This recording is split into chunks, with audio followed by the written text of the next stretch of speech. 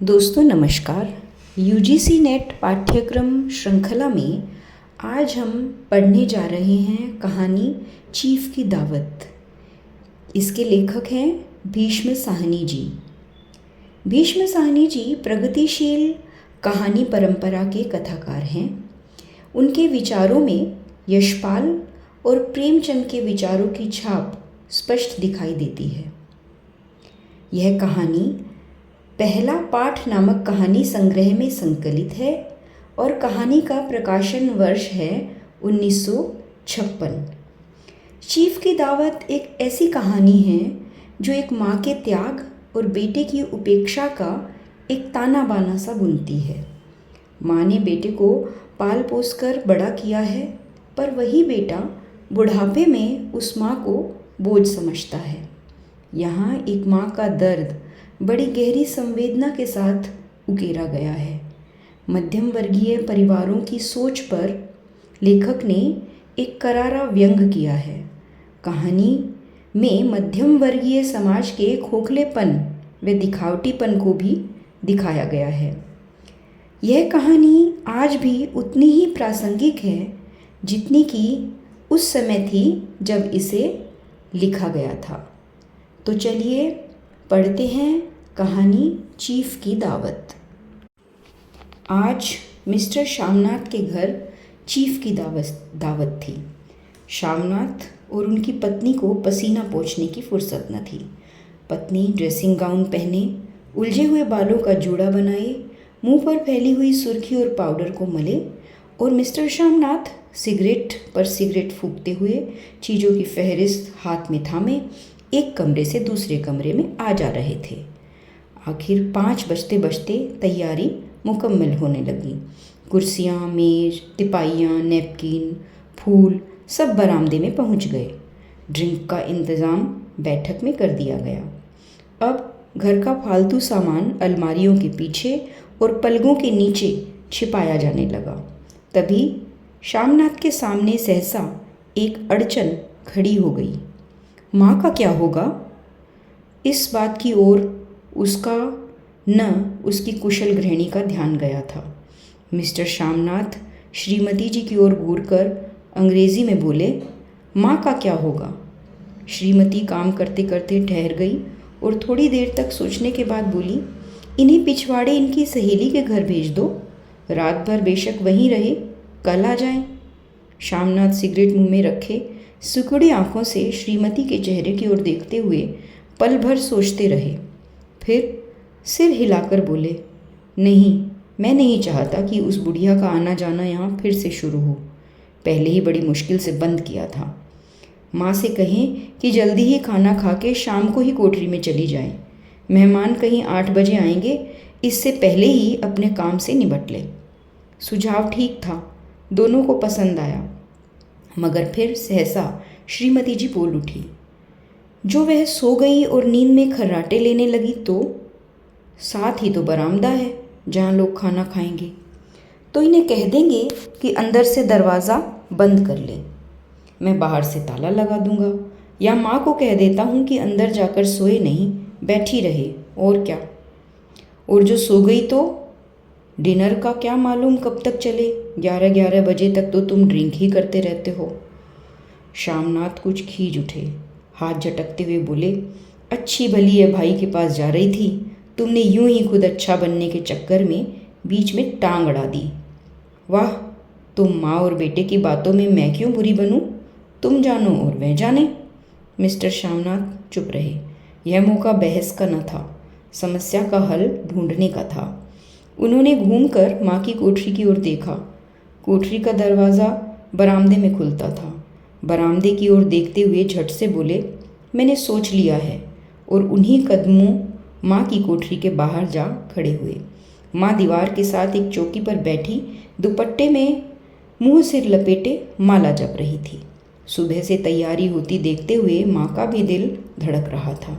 बेटे के दफ्तर का बड़ा साहब घर पर आ रहा है, सारा काम सुबीते से चल जाए। माँ, आज तुम जल्दी खाना खा लेना, मेहमान लोग 7:30 बजे तक आ जाएंगे।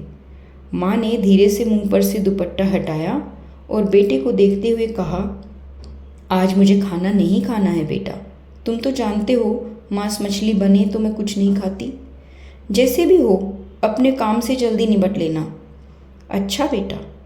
और माँ, हम लोग पहले बैठक में बैठेंगे, उतनी देर तुम यहाँ बरामदे में बैठना। फिर जब हम यहाँ आ जाएं तो तुम गुसल खाने के रास्ते बैठक में चली जाना। माँ अवाक बेटे का चेहरा देखने लगी, फिर धीरे से बोली, अच्छा बेटा। और माँ, आज जल्दी सो नहीं जाना, तुम्हारे खर्राटों की आवाज़ दूर तक जाती है।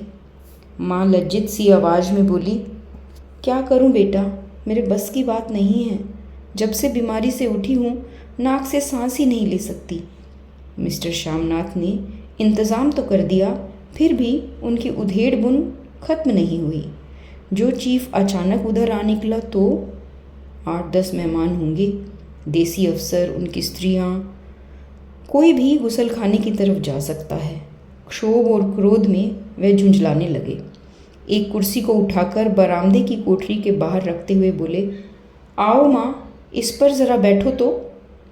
माँ संभालती, पल्ला ठीक करती उठी और धीरे से कुर्सी पर आकर बैठ गई। यूँ नहीं माँ, टांगे ऊपर चढ़ाकर नहीं बैठते, यह खाट नहीं है। माँ ने टांगे नीचे उतार ली। और खुदा के वास्ते नंगे पाँव नहीं घूमना, नहीं वह खड़ाऊ पहनकर सामने आना। किसी दिन तुम्हारा वह खड़ाऊ उठाकर मैं बाहर फेंक दूंगा। माँ चुप रही। कपड़े कौन से पहनोगी माँ? जो है वही पहनूंगी बेटा, जो कहो पहन लूँ। मिस्टर श्यामनाथ सिगरेट मुंह में रखे फिर अधखुली आंखों से माँ की ओर देखने लगे और माँ के कपड़ों की सोचने लगे। श्यामनाथ हर बात में तरतीब चाहते थे। घर का सब संचालन उनके अपने हाथ में था। खूंटियाँ कमरों में कहाँ लगाई जाए, बिस्तर कहाँ पर बिछे, किस रंग के पर्दे लगाए जाएं, श्रीमती कौन सी साड़ी पहने, मेज किस साइज़ की हो। श्यामनाथ को चिंता थी कि अगर चीफ का साक्षात माँ से हो गया तो कहीं लज्जित न होना पड़े। माँ को सिर से पांव तक देखते हुए बोले, तुम सफ़ेद कमीज और सफ़ेद सलवार पहन लो। पहन के आओ माँ, देखूं जरा। माँ धीरे से उठी और अपनी कोठरी में कपड़े पहनने चली गई। यह माँ का झमेला ही रहेगा, उन्होंने फिर अंग्रेज़ी में अपनी स्त्री से कहा। कोई ढंग की बात हो तो भी कोई कहे, अगर कहीं कोई उल्टी सीधी बात हो गई, चीफ को बुरा लगा तो सारा मज़ा जाता रहेगा। माँ सफ़ेद कमीज़ और सफ़ेद सलवार पहनकर बाहर निकली। छोटा सा कद, सफ़ेद कपड़ों में लिपटा छोटा सा सूखा हुआ शरीर, धुंधली आँखें, केवल सिर के आधे झड़े हुए बाल पल्ले की ओट में छिप पाए थे। पहले से ही कुछ कम कुरूप नज़र आ रही थी। चलो ठीक है, कोई चूड़ियाँ वूड़ियाँ हो तो वो भी पहन लो, कोई हर्ज नहीं। चूड़ियाँ कहाँ से लाऊं बेटा, तुम तो जानते हो सब जेवर तुम्हारी पढ़ाई में बिक गए। यह वाक्य श्यामनाथ को तीर की तरह लगा। तिनक कर बोले, यह कौन सा राग छेड़ दिया? सीधा कह दो माँ, जेवर नहीं है बस। इसमें पढ़ाई वढ़ाई का क्या ताल्लुक? जो जेवर बिका तो कुछ बनकर ही आया हूँ, निरा लंडूरा तो नहीं लौट आया। जितना दिया था उससे दुगना ले लेना। मेरी जीभ जल जाए बेटा, तुझसे जेवर लूँगी, मेरे मुंह से यूं ही निकल गया। जो होते तो लाख बार पहनती। 5:30 बज चुके थे। अभी मिस्टर श्यामनाथ को खुद भी नहा धोकर तैयार होना था। श्रीमती कब की अपने कमरे में जा चुकी थी। श्यामनाथ जाते हुए एक बार फिर माँ को हिदायत करते हुए बोले, माँ, रोज़ की तरह गुमसुम बन के नहीं बैठी रहना। अगर साहब इधर आ निकले और कोई बात पूछे तो ठीक तरह से जवाब देना। मैं न पढ़ी न लिखी बेटा, मैं क्या बात करूँगी? तुम कह देना माँ अनपढ़ है, कुछ जानती समझती नहीं, वे नहीं पूछेगा। 7 बजते बजते माँ का दिल धक धक करने लगा। अगर चीफ सामने आ गया और उसने कुछ पूछा तो वह क्या जवाब देगी? अंग्रेज़ को तो दूर से ही देखकर घबरा उठती थी। यह तो अमेरिकी है, न मालूम क्या पूछे। मैं क्या कहूँगी? माँ का जी चाहा कि चुपचाप पिछवाड़े विधवा सहेली के घर चली जाए, मगर बेटे के हुक्म को कैसे टाल सकती थी। चुपचाप कुर्सी से टांगे लटकाए वे बैठी रही। एक कामयाब पार्टी है वह, जिसमें ड्रिंक कामयाबी से चल जाए। शामनाथ की पार्टी सफलता के शिखर चूमने लगी। वार्तालाप उसी रो में बह रहा था जिस रो में गिलास भरे जा रहे थे। कहीं कोई रुकावट न थी, न कोई अड़चन थी। साहब को विस्की पसंद आई थी, मेम साहब को पर्दे पसंद आए थे, सोफ़ा कवर का डिज़ाइन पसंद आया था, कमरे की सजावट पसंद आई थी। इससे बढ़कर और क्या चाहिए। साहब तो ड्रिंक के दूसरे दौर में ही चुटकुले और कहानियाँ कहने लग गए थे। दफ्तर में जितना रोब रखते हैं, यहाँ पर उतनी ही शेख परख हो रहे थे। उनकी स्त्री काला गाउन पहने, गले में सफ़ेद मोतियों का हार, सेंट और पाउडर की महक से ओतप्रोत कमरे में बैठी सभी देसी स्त्रियों की आराधना का केंद्र बनी हुई थी। बात बात पर हंसती, बात बात पर सिर हिलाती और शामनाथ की स्त्री से तो ऐसे बातें कर रही थी जैसे वह उनकी पुरानी सहेली हूँ। और इसी रो में पीते पिलाते 10:30 बज गए। वक्त गुजरते पता ही न चला। आखिर सब लोग अपने अपने गिलासों में से आखिरी घूंट पीकर खाना खाने के लिए उठे और बैठक से बाहर निकले। आगे आगे शामनाथ रास्ता दिखाते हुए, पीछे चीफ और दूसरे मेहमान। बरामदे में पहुंचते ही शामनाथ सहसा ठिठक गए। जो दृश्य उन्होंने देखा उससे उनकी टांगें लड़खड़ा गई और क्षण भर में सारा नशा हिरन होने लगा। बरामदे में ऐन कोठरी के बाहर माँ अपनी कुर्सी पर ज्यों की त्यों बैठी थी, मगर दोनों पांव कुर्सी की सीट पर रखे हुए और सिर दाएं से बाएं, बाएं से दाएं झूल रहा था और मुंह में से लगातार खर्राटों की आवाज़ें आ रही थी। जब सिर कुछ देर के लिए टेढ़ा होकर एक तरफ को थम जाता तो खर्राटे और भी गहरे हो जाते और फिर जब झटके से नींद टूटती तो सिर फिर दाएं से बाएं झूलने लगता। पल्ला सिर से खिसक आया था और माँ के झरे हुए बाल आधे गंजे सिर पर अस्त व्यस्त बिखर रहे थे। देखते ही शामनाथ क्रुद्ध हो उठे। जी चाहा कि माँ को धक्का देकर उठा दें और उन्हें कोठरी में धकेल दें, मगर ऐसा करना संभव न था। चीफ और बाकी मेहमान पास खड़े थे। माँ को देखते ही देसी अफसरों की कुछ स्त्रियां हंसती। इतने में ही चीफ ने धीरे से कहा, पुअर डियर। माँ हड़बड़ा के उठ बैठी। सामने खड़े इतने लोगों को देखकर ऐसी घबराई कि कुछ कहते न बना। झट से पल्ला सिर पर रखती हुई खड़ी हो गई और ज़मीन को देखने लगी। उनके पांव लड़खड़ाने लगे और हाथों की उंगलियां थर थर कांपने लगी। माँ, तुम जाके सो जाओ। तुम क्यों इतनी देर तक जाग रही थी? और खिसियाई हुई नज़रों से शामनाथ चीफ के मुंह की ओर देखने लगे। चीफ के चेहरे पर मुस्कुराहट थी। वह वहीं खड़े खड़े बोले, नमस्ते। माँ ने झिझकते हुए, अपने को समेटते हुए दोनों हाथ जोड़े, मगर एक हाथ दुपट्टे के अंदर माला को पकड़े हुए था, दूसरा बाहर। ठीक तरह से नमस्ते भी न कर पाई। शामनाथ इस पर भी खिन्न हो उठे। इतने में चीफ ने अपना दायां हाथ मिलाने के लिए माँ के आगे किया। माँ और भी घबरा उठी। माँ, हाथ मिलाओ। पर हाथ कैसे मिलाती? दाएं हाथ में तो माला थी। घबराहट में माँ ने बाएं हाथ की को ही साहब के दाएं हाथ में रख दिया। शामनाथ दिल ही दिल में जल उठे। देसी अफसरों की स्त्रियां खिलखिलाकर हंस पड़ी। यूँ नहीं माँ, तुम तो जानती हो दायां हाथ मिलाया जाता है, दायां हाथ मिलाओ। मगर तब तक चीफ माँ का बायां हाथ ही बार बार हिलाकर कह रहे थे, हाउ डू यू डू? कहो माँ, मैं ठीक हूँ, खैरियत से हूँ। माँ कुछ बड़बड़ाई। माँ कहती है, मैं ठीक हूँ। कहो माँ, हाउ डू यू डू? माँ धीरे से सकुचाते हुए बोली, हो डू डू। एक बार फिर कहकहा उठा। वातावरण हल्का होने लगा। साहब ने स्थिति संभाल ली थी। लोग हंसने चहकने लगे थे। शामनाथ के मन का क्षोभ भी कुछ कुछ कम होने लगा था। साहब अपने हाथ में माँ का हाथ अब भी पकड़े हुए थे और माँ सिकुड़ी जा रही थी। साहब के मुंह से शराब की बू आ रही थी। शामनाथ अंग्रेज़ी में बोले, मेरी माँ गांव की रहने वाली है, उम्र भर गांव में ही रही है, इसलिए आपसे लजाती है। साहब इस पर खुश नज़र आए। बोले, सच? मुझे गांव के लोग बहुत पसंद हैं। तब तो तुम्हारी माँ गांव के गीत और नाच भी जानती होगी। चीफ खुशी से सिर हिलाते हुए माँ को टिकटिकी बांधे देखने लगे। माँ साहब कहते हैं कोई गाना सुनाओ, कोई पुराना गीत, तुम्हें तो कितने ही याद होंगे। माँ धीरे से बोली, मैं क्या गाऊंगी बेटा, मैंने कब गाया है।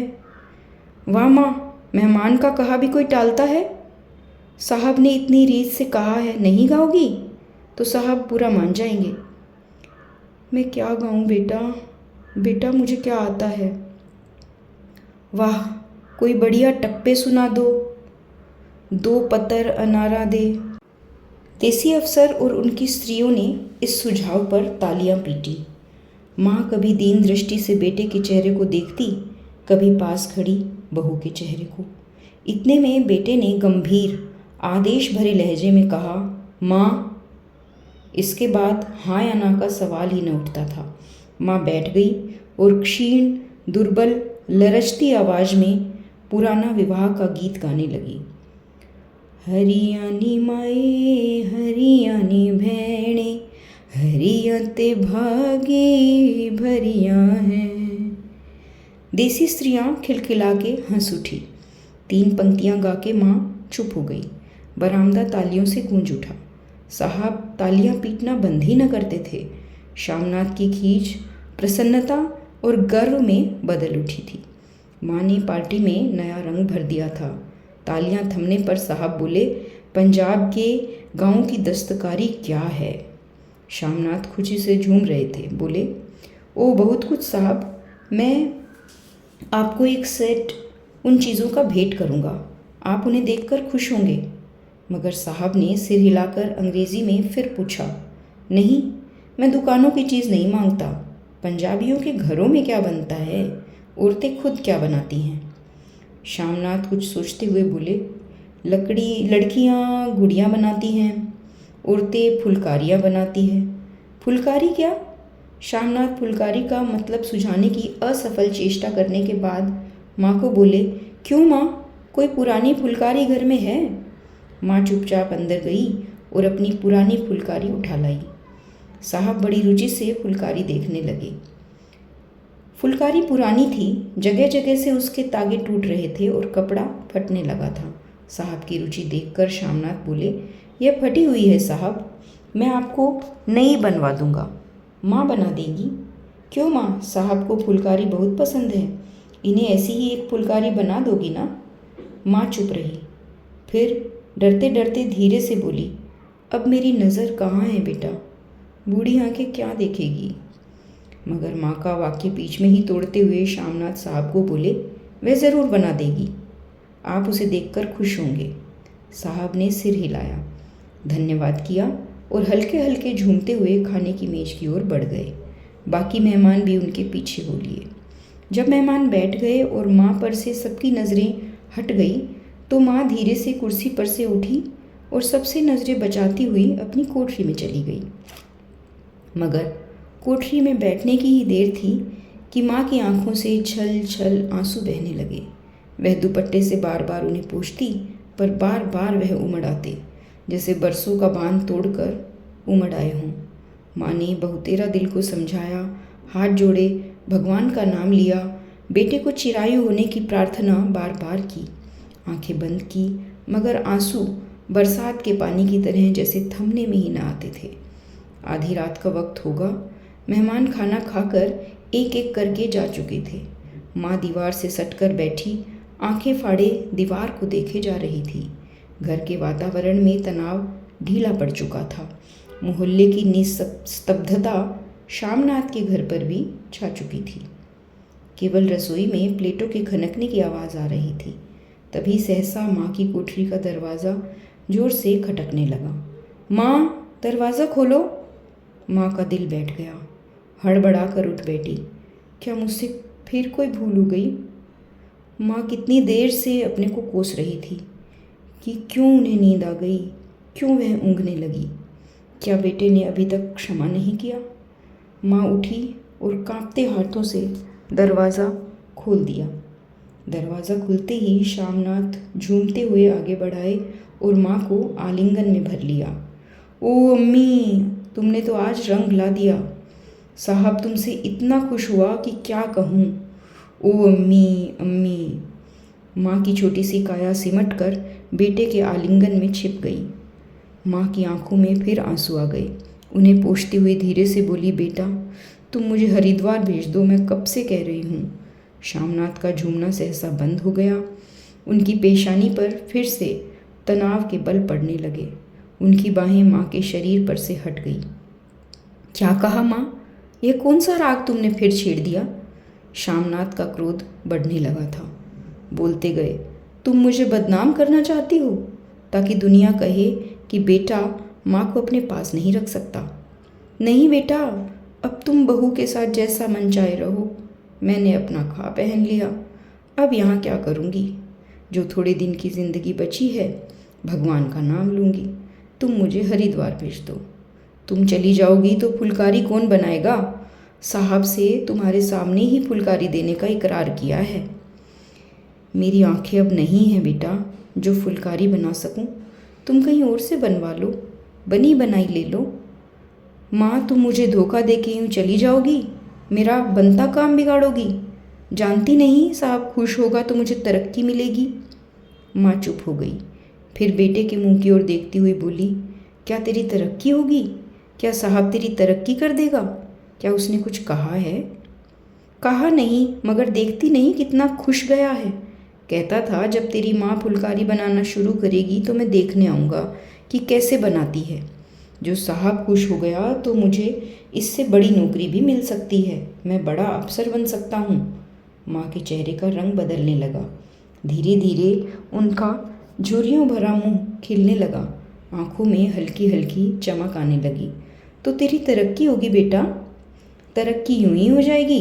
साहब को खुश रखूँगा तो कुछ करेगा ना, वरना उसकी खिदमत करने वाले कम थोड़े ही हैं।